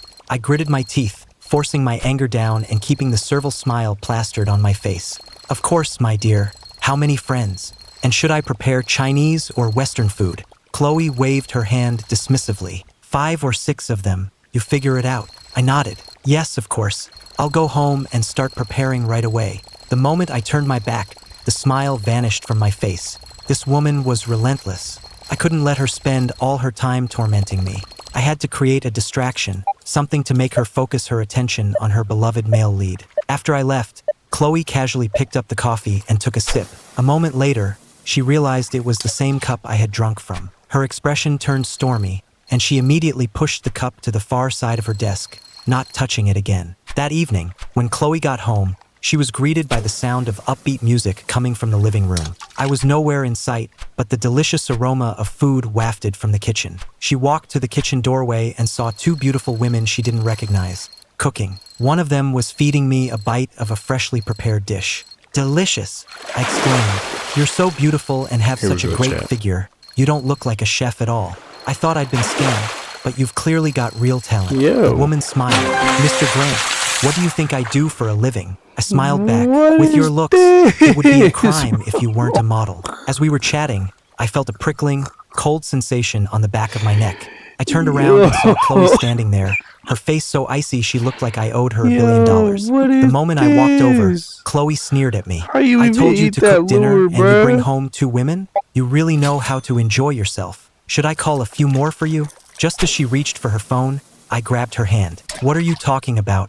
My cooking is terrible. I was afraid I'd embarrass you in front of your friends, so I hired a pair of professional chefs. I'm not an idiot. If I were really trying to cheat, why would I bring them to our house? Just then, the doorbell rang. Chloe shot me a warning look and pulled her hand away as I went to open the door. At the same time, her phone rang. She pulled it out and I glanced over. It was Liam. I couldn't help but strain to listen. It turned out Liam had gotten home to find a local delivery waiting for him, a bouquet of flowers and a package. When he opened it, he found a collar and a card that read, "My dearest Liam, I love you. I dream of you every night. I want to see you so badly. This is a gift I chose especially for you. I know you'll look so charming wearing it." Liam was instantly creeped out. He felt like he was being watched, and it made his skin crawl. When he called Chloe, his voice was trembling. "Chloe, can you come over? I think I have a problem." Chloe answered the phone, a puzzled look on her face. "What's wrong? I think I have a stalker." Hearing those words, I almost burst out laughing. I had to bite my lip to keep it in. Seeing Chloe hang up, I hurried to help bring the food to the table. This was the first time in their 2-year marriage that Chloe had ever invited friends over. That, combined with our recent public display of affection, naturally led her friends to believe we had finally worked things out. The moment they walked in, they started showering her with gifts. Olivia pressed a gift card for a $5,000 night hotel suite into Chloe's hand. Just a little something to show I care. Don't get too emotional. Isabella held up a mysterious gift bag. A few things my friends have tried and recommended. Chloe looked at their gifts, each one more ridiculous than the last, and said with a stony face, "I have to step out for a bit. I was just bringing out another dish when I heard she was leaving." I immediately put on my most understanding and supportive face. "If you have something to do, you should go. I'll take good care of your friends." I placed the dish in Olivia's empty hands and deftly took the gift bag from her. "Go on, don't let us keep you." Chloe looked at how eager I was to get rid of her, then glanced at the room full of women and grabbed my wrist. "You're coming with me." Her friends were stunned. She was taking Ethan with her to run an errand? Were they really that inseparable now? I frowned at her. "You have business to attend to. It's not right for me to tag along. Besides, we have guests. As the host, I can't just abandon them." I had to refuse. I had spent my own time and money to create this fake stalker, all to push Chloe and Liam closer together, to make her feel protective of him. If I went along, how were they supposed to have their romantic bonding moment? Chloe tossed a "make yourselves at home" over her shoulder to her friends and dragged me out the door. So fast I didn't even have time to put down the gift bag. It wasn't until I was shoved into the car that I realized it was full of lingerie and other adult items. Even I, with my thick skin, couldn't help but blush. I immediately shoved the bag at her. She could definitely use this stuff tonight, which was all the more reason for me not to go with her. I looked at Chloe and said calmly, "If we both leave, what if they trash the house? I'll stay and play host. You go take care of your business." Chloe gave me a look that said she saw right through me, tossed the bag into the back seat, and started the car. My voice was laced with exasperation. I don't even have my phone, but it was like she couldn't hear me. Soon, we were pulling up to Liam's apartment building. I had planned on waiting in the car while she handled it, but she took the keys with her when she got out. I watched her disappear inside without a backward glance, but my curiosity got the better of me. I followed her and peeked from the hallway. Liam was pacing anxiously inside. When he saw Chloe, he rushed to her like she was his savior, showing her the card and explaining what had happened. He said that for a while now, packages had been arriving addressed only to him with no sender information. Chloe checked the security footage, then made a call, asking someone to trace the delivery driver's license plate. She hung up and turned to Liam. "Until we figure this out, you shouldn't stay here." I watched them having this dry, lifeless conversation with zero physical contact, and I felt my frustration mounting. "Can you two just stop holding back already? You make the Stoics of ancient Greece look impulsive." I had been idly fiddling with a potted plant in the hallway, just tracing its leaves. But seeing my plan have absolutely no effect was making me so anxious that by the time I snapped out of it, I had ripped the entire plant out by its roots. To Liam, who happened to walk out just then, it looked like I had gotten the wrong idea and was now furious. He flinched and immediately started to explain. "Ethan, it's not what you think between Chloe and me." Seeing his reaction, I quickly put the mangled plant down and plastered on an embarrassed, harmless smile, explaining even faster than he could. "Oh, sorry. I was just bored waiting and I guess I got a little carried away. I'll buy you a new one tomorrow." Chloe gave me an unreadable look. Liam just waved his hands frantically. No, it's fine. It's just a plant." Not wanting to be a third wheel, I sped up and walked ahead of them. Liam was still completely confused. "Ms. Sterling, I think Ethan misunderstood. Is he angry?" Chloe watched my retreating figure and shook her head. "Don't worry about him." I hurried back to the car and got in the back seat, leaving the front passenger seat for Liam. He thought it would be inappropriate and started to get in the back with me, but I waved him off. He sat uneasily in the front, looking like he wanted to explain something, but when he saw me close my eyes, feigning sleep, he gave up. He glanced nervously at Chloe and saw her shoot me a look in the rearview mirror. Chloe started the car and glanced at Liam. "Have you eaten?" Liam shook his head. "Not yet." After that brief exchange, the car fell into an awkward silence. I peeked at them several times, but there was no further interaction. I wished I could turn invisible and physically push their heads together for a kiss. Meanwhile, back at the house, Olivia was gossiping with the others. "So, what do you guys think? Chloe ditches us for some errand and takes Ethan with her? What's that about?" Isabella laughed. "What do you think it means? She's afraid you're going to steal her husband." Sophia waved her hand dismissively. "I don't think they're coming back tonight. Maybe we should just go." Olivia pouted. "I already gave her a gift. Why should we leave?" "I'm not leaving. In fact, I'm going to eat everything in this house." Olivia had just pulled the most expensive bottle of dessert wine from the wine cabinet and was about to open it in celebration when I stormed back in, a thunderous look on my face. I was followed closely by Chloe and Liam. The three friends were completely baffled. I downed a large glass of water, trying to quell the fire of my frustration. I had even gone to the trouble of using cash from my own account to create the fake stalker, just so Chloe couldn't trace it. And after all that effort, those two had made zero progress. I finished my water, still fuming. Then I saw the open bottle of wine, and an idea struck me, a little alcohol-fueled chaos.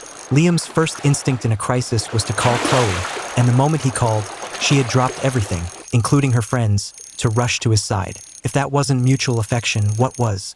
The only reason she wouldn't divorce me was to torture me. That woman's thirst for revenge was just too strong. For the sake of my future single life, I put on a wide smile and turned to Olivia and the others.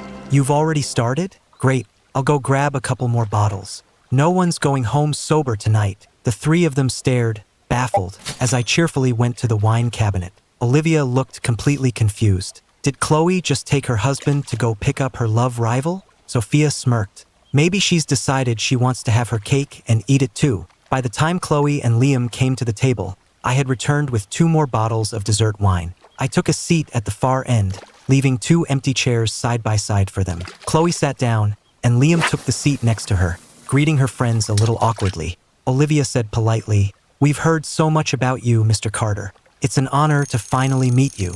I immediately jumped in. "Well then, you should at least offer him a toast." Chloe shot me a look, her expression unreadable. Everyone else turned to stare at me too. I looked back at them with an expression of pure innocence. Did I say something wrong? Shouldn't she toast him? Olivia smiled and raised her glass. To the famous Mr. Carter. It was Liam's first time meeting Chloe's friends, so he couldn't refuse. He politely touched his glass to hers and took a sip. I immediately grabbed the bottle and jumped up with an enthusiastic smile to refill his glass. Liam quickly waved his hand. Ethan, no, it's fine. I can get it myself. I just smiled and topped off his glass. You're Chloe's honored guest. I couldn't possibly let you serve yourself. Chloe toyed with her wine glass, giving me a cool, unreadable glance. Her friends were completely baffled but trying their best to follow along. After pouring the wine, I turned to Isabella, who was sitting next to Olivia. Aren't you going to toast our famous guest? Isabella just smirked, raised her glass and said, I would never be so rude. As Isabella went to toast Liam, Chloe shot her a cold look. If you want a drink, drink it yourself. Then she turned to Liam. You don't have to indulge them. It's fine, Liam said, raising his glass anyway. I can drink. Sophia immediately followed suit, raising her glass as well. I'll toast the big star too. We wouldn't want to be rude, would we? And so, Liam ended up downing several glasses in a row. I returned to my seat and encouraged everyone to eat, my mind already scheming how to get Chloe to drink. Before I could come up with a plan, Chloe herself spoke, looking coldly at her three friends. Is it polite to only toast him and not your host? The implication was that they should toast me next, a clear attempt to get back at them on Liam's behalf. Isabella just laughed, swirling the wine in her glass. He's the guest of honor, so it's only right we toast him first. You're the one who invited us, but you haven't toasted us. Are you saying we should toast the host before the host toasts us? Who's being rude here? I wanted to give her a high five. I glanced over at Liam. His expression had soured. He was clearly jealous. I immediately stepped in to defuse the tension, refilling Liam's glass and then my own. Come on, my wife and I would like to propose a toast to everyone. Chloe shot me a cold look, and I gave her a meaningful glance back. When she didn't move, I squeezed her leg under the table. Chloe's face darkened instantly, but she coldly picked up her glass. Even though she could hold her liquor, once I saw her drink, I stopped paying attention to the social games and focused on eating. I made sure to avoid the crab and lobster, anything that required extra work to eat, so she wouldn't have an excuse to order me around. Chloe watched me eat with obvious displeasure, shooting me looks that could kill from across the table. The next time she glared at me, I pretended to misunderstand. You want some? I asked, before picking up a piece of braised pork and stuffing it right into her mouth. The next second, I saw the expression on the face of the woman who was so repulsed by my touch turn even fouler. I can't even begin to describe how satisfying it was. I glanced over at Liam and saw him down another glass of wine. After dinner, Olivia and the others wanted to stay for karaoke, but Chloe unceremoniously kicked them out. I wanted to escape too. I glanced at my phone and made an excuse. My mom just texted, says there's an emergency at home. I should call and see what's going on. I pretended to be on the phone as I headed for the door, leaving the living room to Chloe and Liam. But before I could make my escape, I heard Chloe's cold warning. You have 5 minutes. If I don't see you in 5 minutes, this will be the last good day you ever have. I gritted my teeth in frustration. Why wasn't she paying attention to her man? Why was she so obsessed with me? Beside her, Liam was looking at her with a dizzy expression, clearly drunk. Chloe glanced at her watch, then looked at Liam. I'll call your assistant to come get you. She pulled out her phone, but as she was looking for the number, Liam suddenly stood up and knocked the phone from her hand. Chloe, can I stay here? He asked. Chloe put some distance between them, her voice cold. Then I'll have my assistant stay with you. Liam shook his head. I don't want her. I want you. Chloe's elegant brows furrowed even more deeply. Liam reached out and grabbed the fabric of her dress at her waist. Have you started to fall for Ethan? If you fall for him, what am I supposed to do? I've waited for you for so many years. Outside, I took a call from the director of the talent agency. He told me that out of the 10 actors I'd seen, only 3 had signed up for the project. 2 men and 1 woman. I was a little surprised. Were newcomers really this picky? It didn't matter. I had approached them first because they were our own talent, and I wanted to give them the first shot at a breakout role. I got the contact information for the 3 who were interested and turned back to peek inside. I saw that the 2 of them were now in close physical contact. At that distance, with Liam still clutching her dress, what else could they be doing besides kissing? Was he about to carry her to the bedroom? Alcohol really was a wonderful thing. A smile spread across my face. It was just a shame I was too far away to hear anything. I was watching with great interest when Chloe suddenly whipped her head around and looked right at me, startling me. Have you had your fill of watching? Then get over here. I was speechless. Did she have eyes in the back of her head? What could she possibly want me for? I walked over reluctantly. Chloe's face was blank. The phone. I gritted my teeth, forced a smile, and picked up her phone from the floor. The next second, she shoved the drunken Liam into my arms. Ethan Grant, he's sleeping with you tonight. Her words hit me like a bolt of lightning. You want him to sleep with me? Aren't you afraid I'll murder him in his sleep? Chloe turned and walked upstairs without a backward glance. If he dies, you'll die with him. I gritted my teeth as I watched her go. Why don't you let him sleep with you? That way, all three of us can live to see another day. Only then did she stop and turn to look back at me, her eyes sharp enough to tear me to shreds. I was genuinely confused for a second. I was being so generous, letting them sleep together. Shouldn't she be happy? Chloe slammed her bedroom door shut. I had no choice but to haul Liam back to my own room. He clung to me, not letting go, clearly mistaking me for Chloe. Chloe, he murmured, I love you. I recorded his drunken confession and sent it to Chloe, hoping to add more fuel to their romantic fire. It backfired spectacularly. Her reply was instant. Do you have that much free time?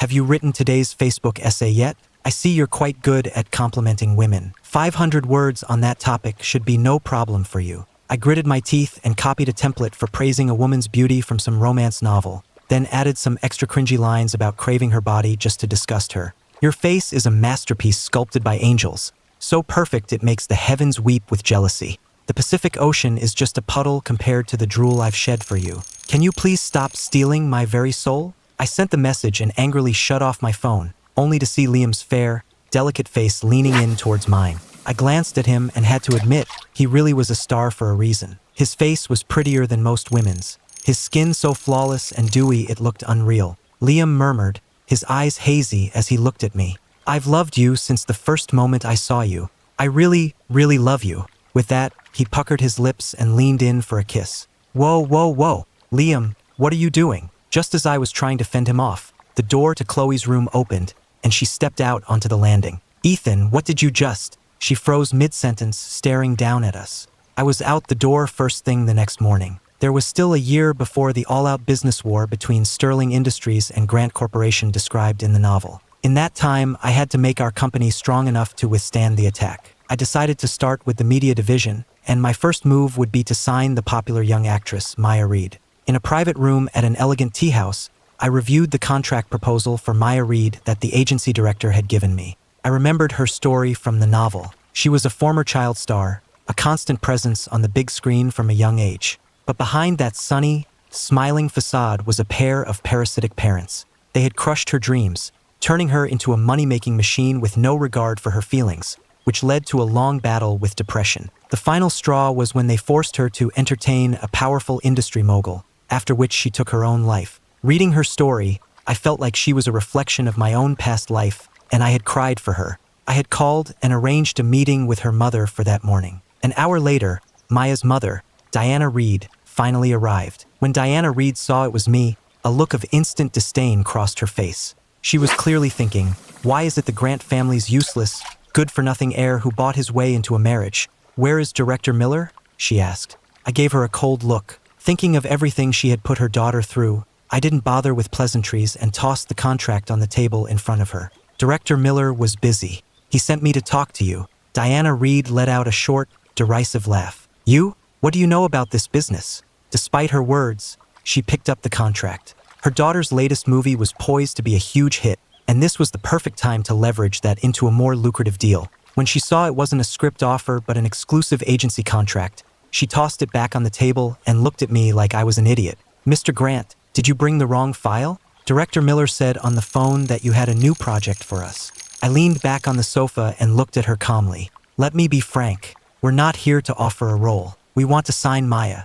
Diana immediately grabbed her purse and stood up. Then I'm afraid you're going to be disappointed. I calmly dropped the bomb. Your daughter has severe clinical depression. I continued in a slow, deliberate tone. Hollywood is full of actresses. Your daughter is just starting to make a name for herself. If this little secret were to get out, do you think any studio would be willing to risk insuring her for a major film? Diana's face went white. She turned to stare at me. How do you know that? I rested my arm on the back of the sofa and looked at her coolly. I know because I've seen how her story ends. And I know a lot more than that. For example, I know that you and your husband are gambling addicts, and whenever you're out of money, you force your daughter to take jobs, even to entertain clients, with no regard for her mental health. If all of that were to leak online, what do you think her adoring fans would do? That 1,000-word suicide note with its itemized list of abuses was now my leverage against her. I watched her calmly as her composure crumbled, her legs seeming to give way beneath her. Did Maya tell you this? If she were willing to tell anyone, I snorted. Do you think she would have waited this long? A dark anger rose in me, as if I was seeing that desperate girl before her death all over again. I gritted my teeth. There are no secrets that stay secret forever. I just wanted to sign her, so I did my homework. She still thinks of you as her mother. She doesn't want you to become a public pariah. Even her self-harm, it's all hidden on her thighs where no one can see. So think carefully. Do you want to be a social outcast and have your daughter blacklisted from the industry? Or do you want to keep making money off her? With that, I stood up. I took 2 steps toward the door, then stopped and turned back, a sarcastic smile on my face. I'm just curious. How could you watch her suffer so much and still have the heart to keep exploiting her? When you carried her for 9 months, was it out of love? Or were you just incubating a future cash machine? I had wanted to ask my own parents the same question, but I never got the chance. Diana just kept her head down, silent. I thought of all the years I had been beaten, berated, and exploited. As I walked out of the room, my own emotions overwhelmed me, and my eyes grew red. I leaned against the wall in the hallway, tilting my head back, trying to compose myself. At that moment, Chloe emerged from a nearby private room, having just finished a meeting. She saw me leaning there, alone, looking utterly dejected. The person with her noticed her pause and asked, "Is something wrong, Miss Sterling?" Chloe composed herself, said a few quiet words to her associate, but when she turned to look at me again, I was gone. Chloe had security pull the surveillance footage. Back at her office, she called in her assistant. Find out what Ethan Grant and Diana Reed talked about today. Half an hour later, the assistant called back. Mr. Grant was there to discuss signing Maya Reed to an exclusive contract. Hearing this, Chloe was lost in thought. When had Ethan started getting involved in Grant Corporation's business? She remembered the incident with the car accident and the actress. So, was he upset because he had failed to sign her? Chloe tossed her phone aside. Sign Maya Reed to our company, she told her assistant. The assistant nodded. Yes, Ms. Sterling. I'll get right on it. Just then, Chloe's phone buzzed with new notifications. She picked it up and looked. Your account has been charged $18,000. Your account has been charged $5,500. Chloe sneered, spending my money while pining over another woman. Her finger traced the cold glass of the screen, a vicious glint in her eye. She had never considered me her equal, but this feeling of losing control, coupled with my willingness to spend a fortune on another woman, deeply wounded her pride as someone who had always gotten her way. If he wants to play, then let's play for higher stakes. Chloe called her assistant, her voice devoid of any warmth. I don't care what it takes. Outbid them, promise her the world, just get Maya Reed's contract signed with us. Also, activate the contingency plan. Have our partners squeeze the funding on the grant's new projects. I want to see how he plans to be a playboy when he's broke. She hung up and leaned back in her chair, a cruel smile playing on her lips. She would make me understand that everything I had, the woman I wanted to champion, the career I wanted to build, was all in the palm of her hand. She could crush it all whenever she pleased. However, the panic Chloe anticipated never came. A few days later, a short-form web drama called The Heiress's Rebirth went viral across all platforms. The plot was lightning fast, full of twists and satisfying moments of revenge. The lead actress was an unknown newcomer signed to Grant Corporation. Made on a budget of a few $100,000, the series generated over $10 million in revenue in a single week, completely disrupting the market. In the Grant Corporation boardroom, Ava stared at the staggering numbers on the financial report, her eyes wide with a mixture of disbelief and admiration.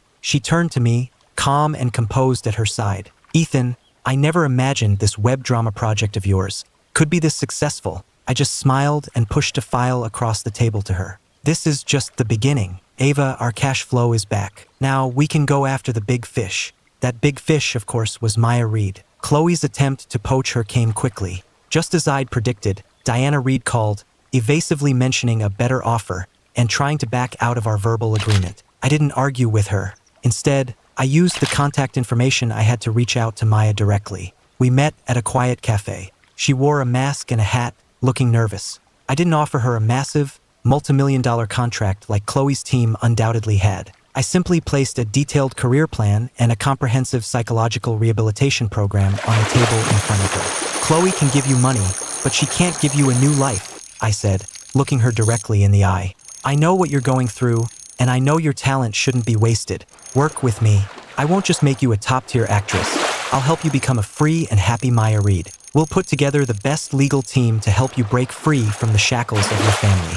Maya's body trembled slightly. She looked at me, the wariness and confusion in her eyes slowly being replaced by a glimmer of hope. After a long moment, she took off her mask and gave me a genuine smile. Mr. Grant, she said, I believe you. The next day, Maya Reed's official account announced that she had signed exclusively with Starlight Studios, a new division of Grant Corporation. The news was a resounding slap in the face to Chloe. Not only had she failed to poach Maya, but she had inadvertently become a stepping stone on my path to success. But then the real storm hit. The financial attack Chloe had planned was officially launched. News that Grant Corporation was pursuing several large-scale projects simultaneously had already spread, and to outsiders, it looked like a reckless and risky expansion. Cutting off our funding at this critical moment was like pulling the rug out from under us. The Grant Corporation shareholders were in a panic. Chloe, meanwhile, calmly waited for our family to come begging for mercy. But at the emergency board meeting, Ava and I were perfectly composed. Esteemed members of the board, there is no need to panic, I said, turning on the projector.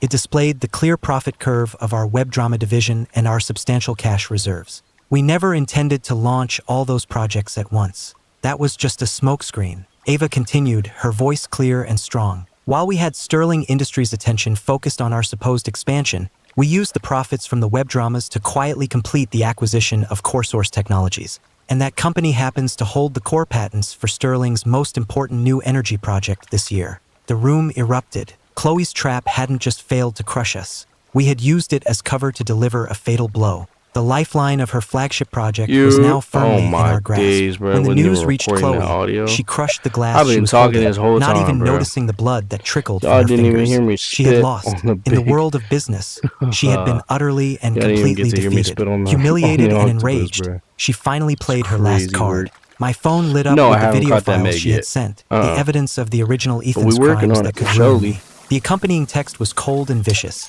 Ethan Grant, terminate the acquisition of CoreSource, transfer Maya Reed's contract to me, and then come crawling back to apologize. Otherwise, these videos will be on everyone's phone by tomorrow morning. I looked at the message, my heart completely calm. I had been waiting for this day. I arranged to meet Chloe in her office. She assumed I was there to surrender, and her face wore the arrogant smirk of a victor. Have you made your decision? She asked. I didn't answer, merely gesturing to Ava, who was standing behind me.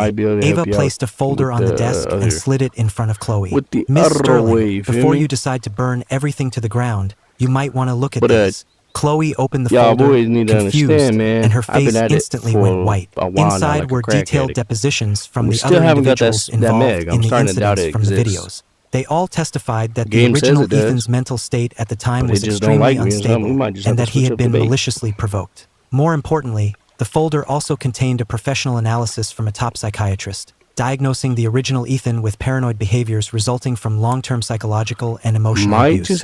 Ava's voice was calm and sharp. This evidence is sufficient to prove that Ethan's actions were pathological in nature, which would earn him maximum legal sympathy. But you, Ms. Sterling, knowing his unstable mental state, subjected him to prolonged emotional abuse, held these videos for 2 years, and are now using them for commercial extortion. Your actions constitute a serious felony. If we go to the police, who do you think will be the first to fall? Chloe swayed on her feet. She stared at me in disbelief. The man who had once been her obedient puppet, completely at her mercy, had become this strange and terrifying figure who was always one step ahead of her. Her blackmail attempt had become a joke. Just as she was reeling from the shock, her phone rang. It was Liam. He had seen the news about the CoreSource acquisition and had heard whispers in the industry about Chloe's tactics. His voice on the phone was filled with a disappointment and distance she had never heard before. Chloe, I always thought you were just proud, but I never thought, I think it's best if we just go back to being friends. The halo around her first love shattered completely. Chloe had lost all her leverage. Shoot me down she like looked I'm at some me, type of and for dirty the little first time, stripper. her eyes showed a flicker of regret and vulnerability. Ethan, she whispered, can we go back to how things were? I shook my head, my gaze calm and steady. Chloe, you don't miss me. Just You do miss it the so shadow we you could can control. fist The only twin. thing left And between then- us is this divorce agreement. Oh, A yup, month much later, love, brother, Grant much love. Corporation held a grand gala to celebrate its successful do it. IPO. As the Don't company's think about new it, be chief about strategy it. officer, I stood in the spotlight, giving a speech. After thanking my parents and my team, my gaze finally settled on Ava, who was watching me from the audience with a smile. Finally, there's one more person I need to thank. I stepped down from the stage and, under the Guys, watchful eyes of everyone in the in room, this little walked directly beloved to her and hometown took her of mine, hand. When I there was used at to my be a lowest guy point, down she at the believed in park. me without His name question. was Heart When I was Attack. drawing up the Alright. blueprints for our future, she was the I don't know, one he who got filled in shot, all like, the a bunch of details. times, She but is my most trusted he's a little partner, tweaker, and the and he person used I to want to open up his protect shirt, most in this he'd be able world. to pump his Ava, heart out of his thank you. chest. Ava's eyes Super welled it with was tears. super crazy Under the looking. spotlights, But he they would let shone you either brighter sock than him any in the star. face I said as nothing hard as you more. want I for simply lowered $2, my head and, amidst or a for flurry of $1, camera he'd let you flashes kick him and in the the nuts. gasps and cheers of the guests, I gently but Crazy firmly kissed work. her. Across the city, in a vast, cold, and empty office, There was no Chloe limit to watched how the many scene times you could do it. You unfold on a pay him a live 20 stream and on her just go phone. at it. As our lips met, she could almost hear the sound of her own heart That's what breaking. I'm. She That's what I'm silently saying, turned bro. off And the then screen, plunging herself if you into want, darkness. I A could, single, you know what I'm silent saying? tear traced a path down her cheek, By the game. reflecting the glittering lights But of the yeah, city shout below. out to Heart A Attack, city man. where not a single He light went now viral. He shone for made it her. out to